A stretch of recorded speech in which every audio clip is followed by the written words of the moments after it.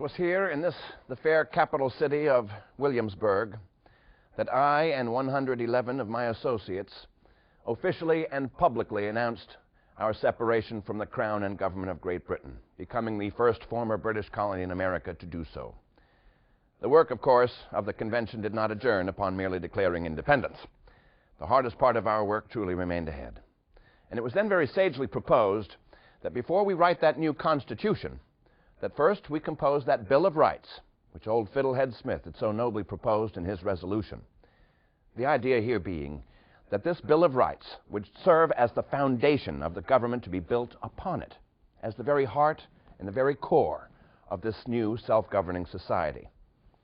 This we did and ratified upon the 12th of June, and for the reasons of that document, which I hold to be the most important document ever conceived in the history of mankind, I shall forevermore regard Williamsburg to be the birthplace of American liberty. Not Philadelphia, not Boston, Williamsburg City.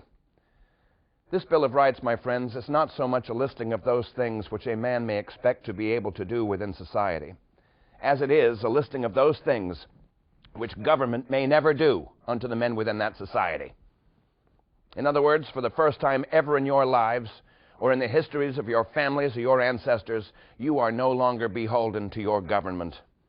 Rather, your government is now beholden to you. You are no longer subjects of a distant monarch. You are now citizens in a self-governing society. But mark you, with that citizenship come a great many responsibilities and obligations, for to my view, 'tis not the mark of a good citizen to simply obey civil laws and to be a peaceable neighbor. It requires, in a word, eternal vigilance, to be ever watchful of those men in government. For even though I myself have held a seat in public office for these last dozen years, nonetheless, I have now, and I will have so long as I breathe, a very deep and abiding suspicion of those designing men in government.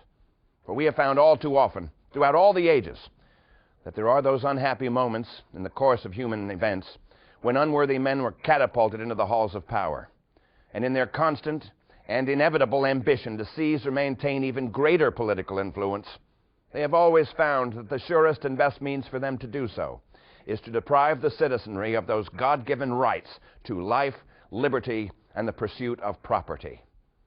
Thus now, as citizens, we have placed a never-ending responsibility upon the shoulders of each and every one of you to be ever active, ever informed and participatory, ever vigilant, and to guard with jealous attention anyone who should ever approach that precious jewel of liberty, your Bill of Rights.